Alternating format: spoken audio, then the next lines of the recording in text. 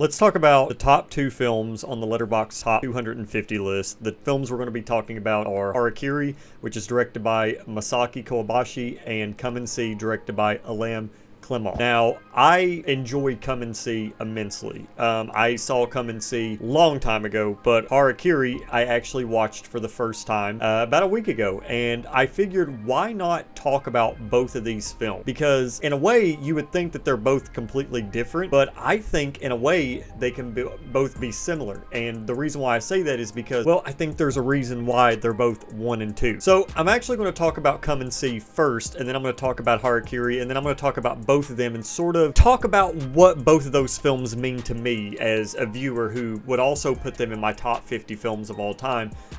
Both of them are not in my top 10. Harakiri is my number 15, and Come and See I think is around number 40. So yeah, but my Come and See actually dropped when I rewatched it a couple of days ago because, and I'll get to that in a second. This coffee's extremely cold. It's not even like iced coffee, it's just fucking nasty. And please be sure to make sure you take this video very serious, just like I did my Letterboxd logs, because, yeah, just please. Now, Come and See follows a young boy as he's basically been, I don't want to say drafted into the Russian army, although basically so. His family is very much so against it, but he wants to do it. And the interesting thing about Come and See is, especially with our lead character, played by Alexei Kravchenko. I actually know how to say Kravchenko because of Call of Duty, so yay.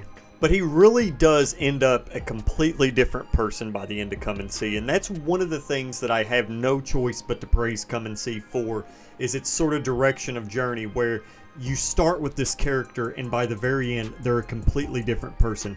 That is very, very hard to achieve in a film. It really is, and if you don't have the talent behind it, it makes it that much more harder. But the interesting thing about Come and See was this was Alexei's first performance ever, which I find to be, I just want to give him a round of applause because it's one of the best performances I've probably ever seen, which is nuts. In the official Letterboxd synopsis for Come and See, because I can give you guys mine, and I'll give you guys my interpretation, but the invasion of the village in Belarus, Russia by Germany forces...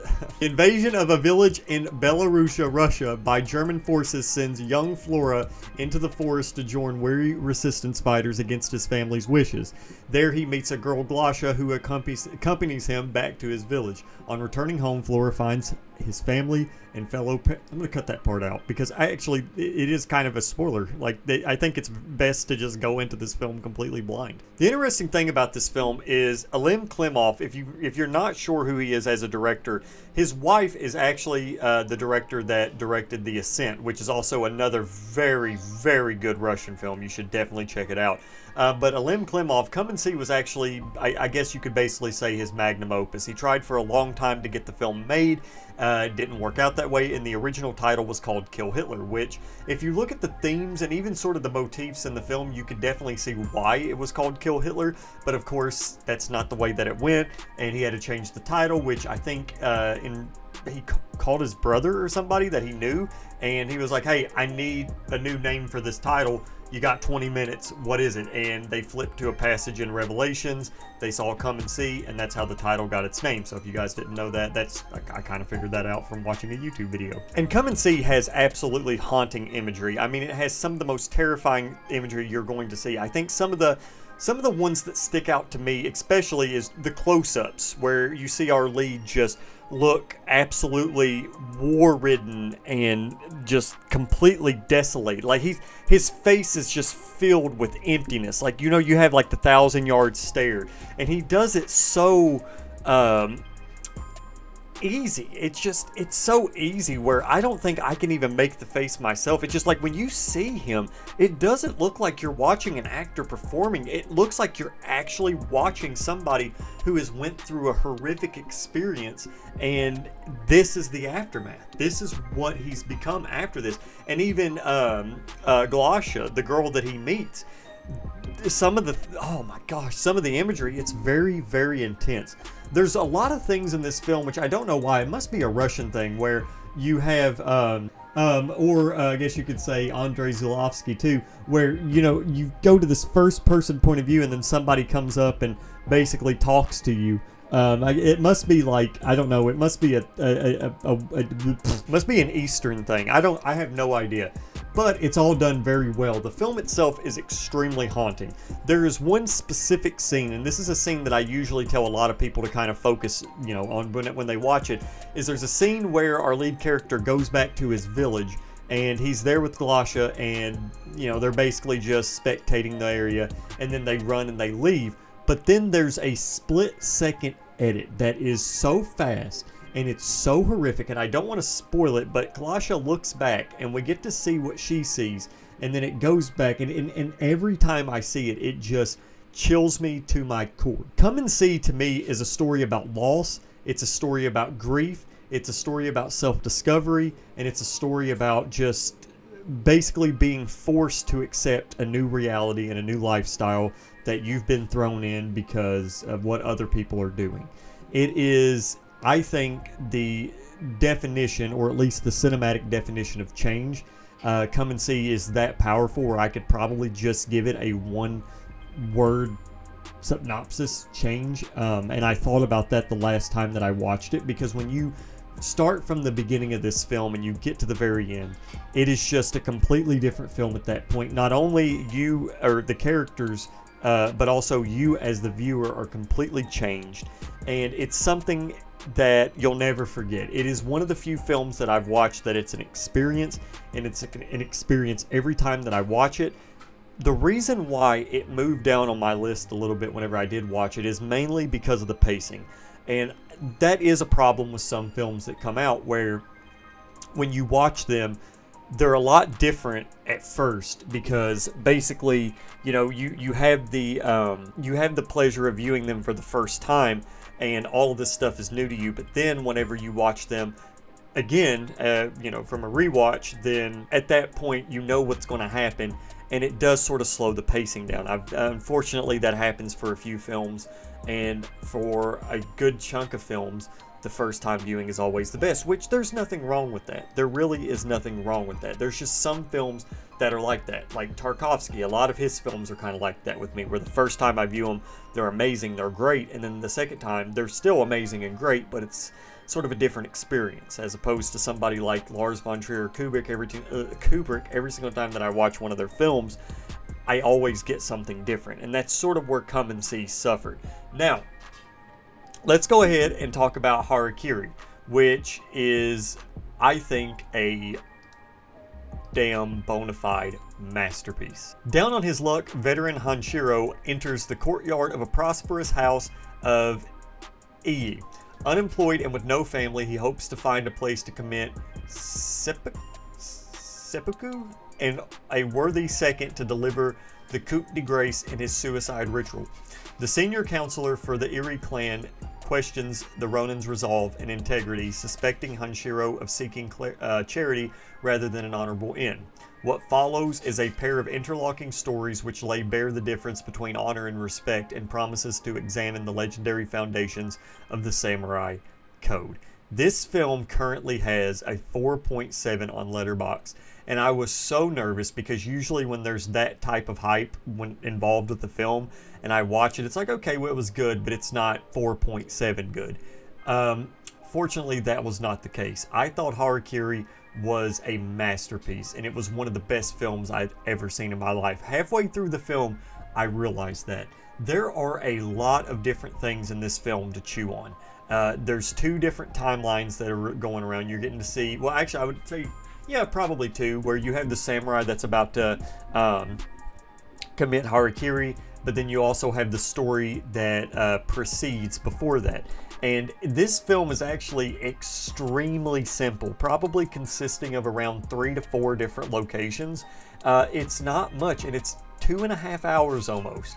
Yeah, it utilizes its location and blocking very, very well. And the cinematography for this film is immaculate, to say the least. It is some of the best cinematography I've ever seen. I think the cinematography in this film was ahead of its time, and also I think the performances were ahead of its time as well. The film starts off with this very atmospheric, this very moody kind of I guess you could say, stylization with the camera, where you get to see this samurai outfit that is basically just sitting on its own. The camera pushes in on it, and it's almost right there. The symbolism of that sort of takes you further into the film, right at the very beginning, because when you see something like that, it doesn't start with just one of the samurais. It doesn't start with the Ronin. It doesn't start with any B-roll whatsoever of trees or bamboo or wind blowing through the grass or anything like that. It doesn't start with any of that stuff. It starts with this pristine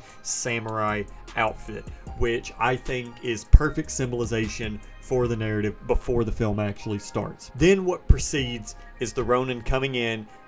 He is told a story from the house, and then he tells the house a story, and then we go back to present day. It's all very smart, and it's all very well executed, for sure.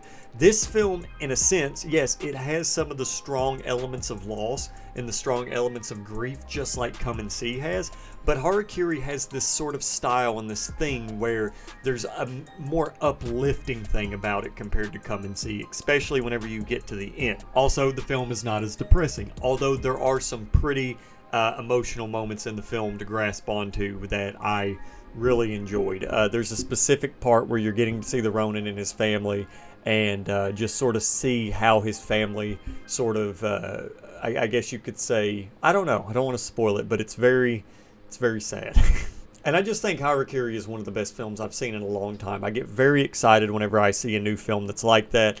This director specifically has a lot of films on the top 250 list. He's got Harakiri, he's got The Human Condition Part 3, he's got The Human Condition Part 1, he's got The Human Condition Part 2, and he's got Kwaidan, which is actually 249. But yeah, he's got 4 films on the Letterboxd Top 250, which I think is pretty impressive. But I think what's even more impressive is both he and Francis Ford Coppola both have 2 films on the top 10 of Letterboxd, which is... Now, I'm going to try to do something completely different for this, which I don't have any notes. I don't have anything to say about it. I want to compare Harakiri and Come and See as an audience member and sort of piece together why audiences love these 2 films so much. I'm not going off anything. I'm just going to try to go about it blind, try to piece the pieces of the puzzle together myself, and I think I might have a good grasp on why people enjoy both of these films, because if you look at the number 3, which is 12 Angry Men, it's definitely a lot different than Harakiri and Come and See. Also, I just realized that Akira Kurosawa also has 2 films in the top 10 as well. So the directors that actually have 2 films in the top 2 films in the top 10, Akira Kurosawa, Francis Ford Coppola, and the director of however you say his name, I don't know. Oh, and Akira Kurosawa also has oh my gosh, Akira Kurosawa has 4 films in the top 20? Goodness gracious. Oh yeah, he's definitely got more films in the top 250. People love that man. I don't blame them. I do not blame them whatsoever. I know I'm getting like completely off topic, but where is Kubrick at? Does Kubrick not even have a film? I know he's got a film in the top 250.